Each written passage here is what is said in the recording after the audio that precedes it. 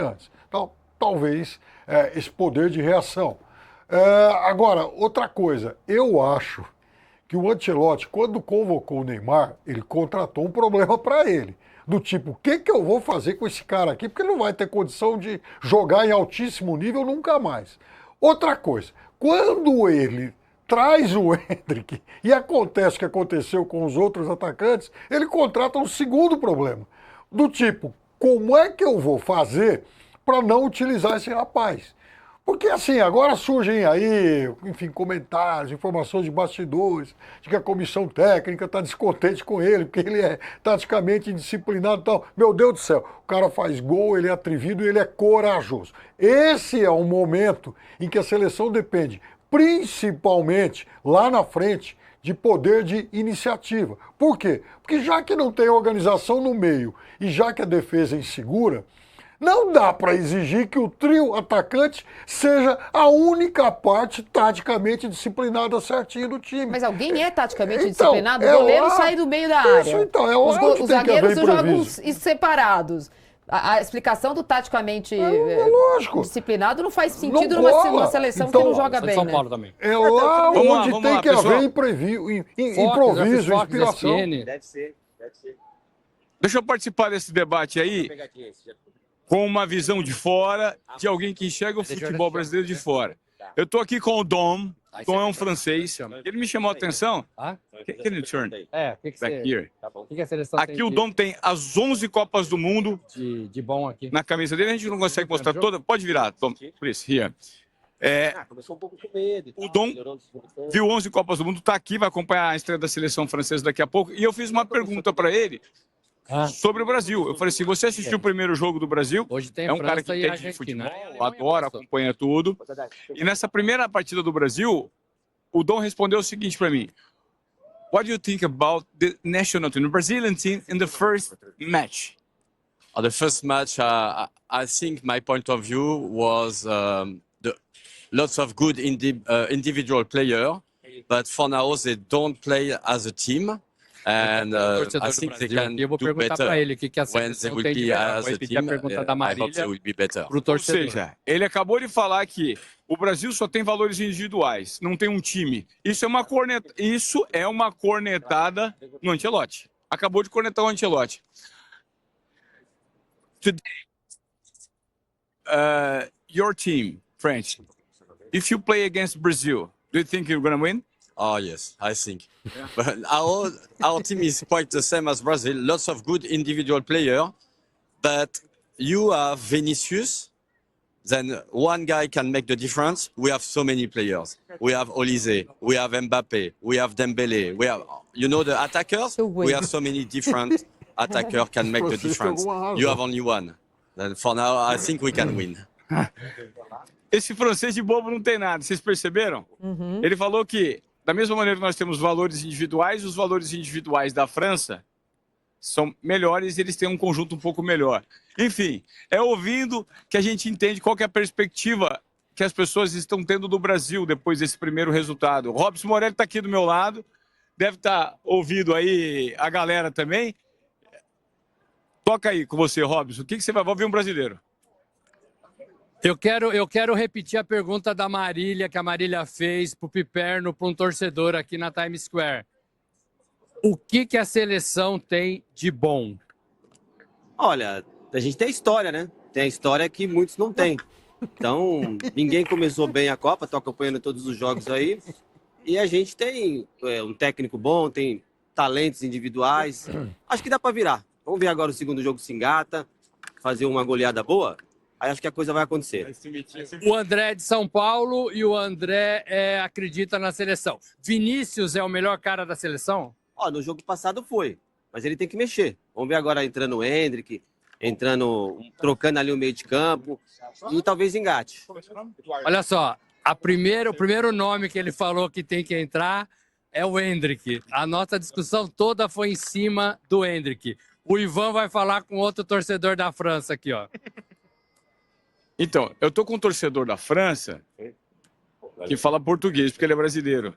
Mas é torcedor da França. Como é que é o seu nome? Eduardo, eu moro na França há 2 anos, mas o coração é brasileiro, né? E tive que aguentar muito depois do sábado, os meus amigos franceses, porque eu apostei com muita gente que o Brasil ia ganhar do Marrocos e o pessoal na França está comentando muito. Primeiro que eles falam que a gente faz muito drama sobre a situação da seleção. Eu escutei muito disso, que eles falaram, vocês dramatizam demais, o Vini não jogou bem, o Rafinha não jogou bem.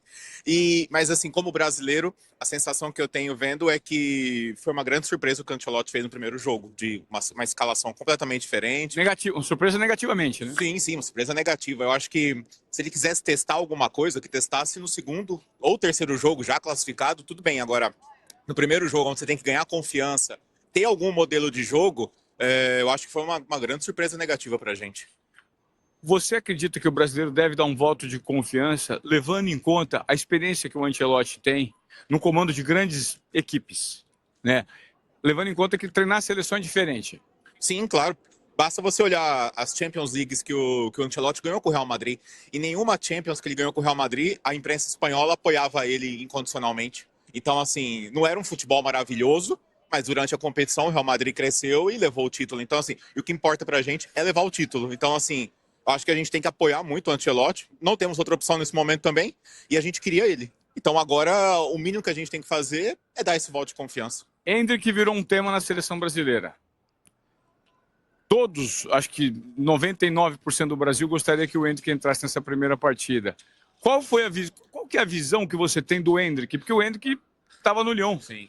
Né? E aí, é um jogador diferente? Acredita que ele tem espaço no time titular com essa seleção do Ancelotti? Essa foi uma pergunta engraçada, porque na segunda-feira, o pessoal ontem me perguntou lá, por que o Endrick não jogou? Vamos perguntar se estava machucado, os torcedores franceses, assim, meus amigos.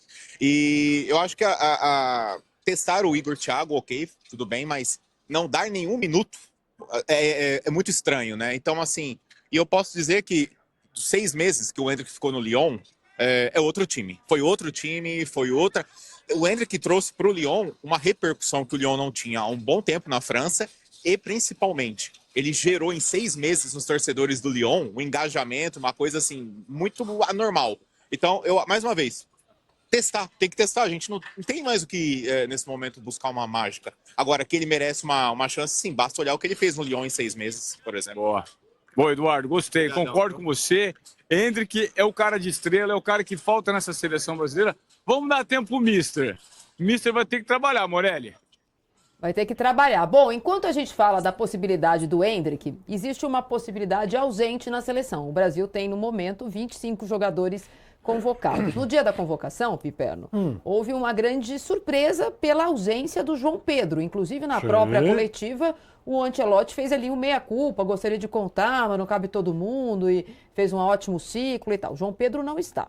O Brasil tem um problema no ataque, claro, o Igor Thiago se vai ser o Igor Thiago, se vai ser o Endrick, se o Rafinha uma hora vai jogar pela seleção brasileira. O fato é que o João Pedro, talvez uma certeza que se tinha nesse ciclo, não está lá. E ontem tivemos o chá revelação. Não o chá revelação da ressonância magnética para saber quando o Neymar vai poder calçar chuteiras. O chá revelação da nova gravidez da esposa do Neymar. Ele vai ser pai de mais uma menina e isso tomou conta das redes sociais dele. É uma coisa ótima na vida da pessoa, que venha com muita saúde. Quem tem filho sabe quanto isso é marcante na vida da pessoa. A questão é a seguinte: no dia em que o Neymar, mais uma vez, sai da concentração para fazer um exame, não se tem nenhuma notícia referente ao resultado do exame da panturrilha do Neymar. Tá melhorando, boa recuperação. Nada muito assertivo. Mas que ele vai ter mais uma menina, a gente sabe, Piper. Bom, desejo toda a felicidade à criança que vem aí e também desejo que a CBF, então, dê ao Neymar uma licença paternidade antecipada. Já pode, já está, enfim, liberado, já pode ir para casa e tal. Ele não está fazendo nada mesmo, ele está só dando trabalho. Até agora, o Neymar só deu trabalho, principalmente para a equipe médica. Precisa tirar o chapéu para você, cara. Então, a gente precisa tirar. Você mandou bem agora. Essa piada foi boa. Essa foi boa. Ele tá trabalhando. Todo dia eu vejo vocês dois aí, entrevistando e tal, cobrindo treinos, a gente está aqui. O Neymar trabalha. Então, veja, eu aqui, antes de começar o programa, conversando com o pessoal da redação, e aí, eu não gosto só de ficar no achismo e tal, dessa coisa um pouco subjetiva. Então eu acho que o Neymar não tem uma capacidade de decidir jogos importantes. Mas então vamos lá buscar amparo estatístico para isso. Se você pegar todos os jogos do Santos dessa temporada, nos campeonatos brasileiro e sul-americana, e somar quantos gols o Santos fez com ou sem o Neymar, vocês podem não acreditar, mas a média do Santos, a média de gols do Santos é maior no brasileiro e sul-americano sem o Neymar. Sem o Neymar o time faz mais. Aliás, sem o Neymar o Gabigol está fazendo um monte de gols. Com o Neymar ele não faz. Então, veja, ele não está decidindo o jogo contra o Recoleta, mas a gente está à espera de que o Dom Sebastião resolva a vida aí da seleção brasileira. Ó, pessoal aí nos Estados Unidos, não é só o Pipo que tá engraçadinho, não. Olha o que a produção do Metrópolis fez. Temos uma arte aqui para falar sobre as contribuições em home office do Neymar. Cadê a arte? Tá aqui do meu lado? Olha lá, algumas estatísticas do Neymar em 2026. 15 jogos, 6 gols, 4 assistências, uma fala machista, uma discussão com o jogador na beira do campo, um tapa na cara do Robinho Júnior, um chá revelação e uma foto no boteco. Eu vi essa agora de manhã, não deu tempo de eu passar para a produção, mas eu vi o Neymar jogando coisa que ninguém viu. Neymar, nesta madrugada, do TikTok de Vinícius Júnior, estava jogando pôquer. A concentração, eu tenho a foto dele jogando baralho ou algum jogo de cartas na concentração. A questão o ataque da seleção é tão... É uma coisa tão sensível, né? A necessidade de colocar o Endrick, o Igor Thiago foi muito cornetado, mas agora ninguém mais nem espera. A CBF alguma hora vai ter que explicar, então, o que ele está fazendo nos Estados Unidos, Morelli. O problema é que o tempo está passando e a gente está tendo cada vez mais descrença na possibilidade de o Neymar disputar a sua 4ª Copa do Mundo. Ele está na 4ª Copa do Mundo, mas ele começa a correr risco de não jogar essa competição. Primeiro, porque a gente não sabe até onde a seleção brasileira vai. A gente até acreditava que a seleção pudesse ir longe, mas a gente ficou um pouco decepcionado depois da primeira partida. Segunda, a gente não sabe exatamente qual é o nível de recuperação do Neymar, porque as informações não são reveladas. Ele já fez 2 exames depois que ele chegou nos Estados Unidos e ele continua na sua bicicleta ergométrica. Ele não sai da bicicleta, são as imagens que a gente vê do Neymar nos Estados Unidos na Copa do Mundo. A informação que a gente tem é que, em meio à sua recuperação da lesão na panturrilha, ele está fazendo alguma coisa de exercício físico para não perder totalmente o seu condicionamento. Agora, a gente sabe, a gente não nasceu ontem no futebol, todos nós aqui. O torcedor também sabe. Ele vai precisar, no mínimo, de 10 dias para entrar no nível dos outros jogadores. Talvez o Neymar não tenha esses 10 dias na Copa do Mundo a partir do momento em que ele se entregue para o jogo, para o treino, para o campo. Isso ainda não aconteceu. O que a gente imaginava que fosse acontecer contra a Escócia já está ficando um grande ponto de interrogação. E talvez o Neymar nem jogue esta Copa do Mundo. Ô Morelli, você disse que o Neymar está na Copa do Mundo. O problema é que a Copa do Mundo não está no Neymar. Essa é a questão. Um tá aí, mas a Copa ainda não está nele. Para você que está com a gente... Mas, Marília, isso não é surpresa para ninguém, né? Não. Mas, ó... Porque o Neymar sempre foi isso. Se o Mister achou que pudesse mudar alguma coisa, eu acho que ele foi redondamente enganado, Marília. Para você que está com a gente... Deixa eu fazer só uma contribuição. Deixa eu só chamar um intervalo, gente. Para você que está com a gente na LGTV, a gente vai fazer um pequeno intervalo. Daqui 4 minutinhos a gente está de volta. Para você que está com a gente no YouTube, o Moré vai fazer uma pequena intervenção. A contribuição que eu queria dizer é o seguinte. Observando essa Copa do Mundo, não só como competição, mas como negócio, o Neymar é um cara importante para a seleção brasileira pela perspectiva de marcas e de visibilidade. Vocês já pararam para pensar como seria a Copa do Mundo, o Brasil disputando, sem a presença do Neymar? Onde o Neymar estaria agora, exatamente agora? Muitos holofotes estariam voltados para ele, certo? Então, o que eu penso? O Ancelotti, eu acredito que teve que fazer uma composição na lista que ele pretendia divulgar com a presença do Neymar. Eu acho que para acomodar um pouco das vontades internas, um pouco das marcas, um pouco da corrente política que existe por trás de um jogador do tamanho do Neymar. Então, o que eu penso? De fato, foi uma aposta arriscada. Se fosse ao pé da letra para levar em conta a convocação, ele estava machucado. É um fato, entendeu? E aí eles usam 2 pesos e uma medida. Agora, daqui para frente, a ideia é, com o Neymar lá, o que ele pode gerar de contribuição. Esse é o ponto, porque a gente tem que lidar com o contexto dado. Esse é o contexto. O Neymar está na Copa, está machucado. O que me espanta é alguns jornalistas terem divulgado recentemente que o Neymar ia voltar a treinar com bola dia 8, dia 9 ele estava apto. Cara, o Neymar ainda a gente não sabe o grau da lesão dele, como evoluiu, como não evoluiu. E se não evoluiu, precisa existir uma explicação de como ele está contribuindo, de certa forma, eventualmente nos bastidores dessa seleção. Alguma explicação tem que ter, né? E alguma satisfação a gente precisa ter. Para a gente parar com essa especulação toda, com esse questionamento, que eu acho que nem isso contribui para o Brasil.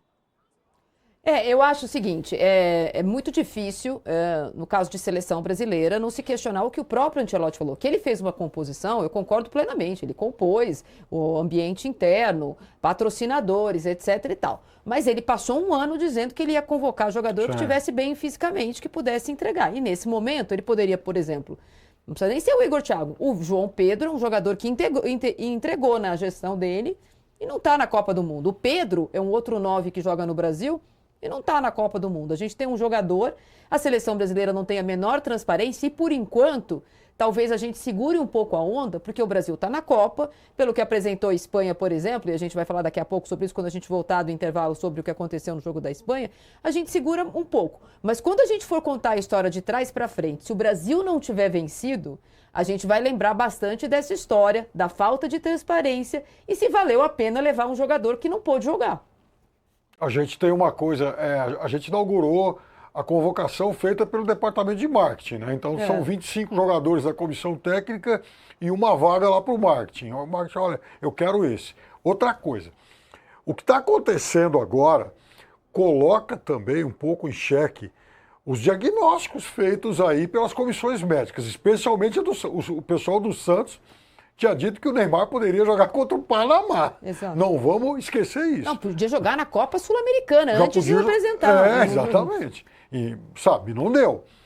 Então, a CBF também fez lá, logo que o Neymar se apresentou lá, enfim, um diagnóstico dizendo que era uma lesão nível 2 e tal, e seria necessário um prazo maior. Mas esse prazo também já se expirou.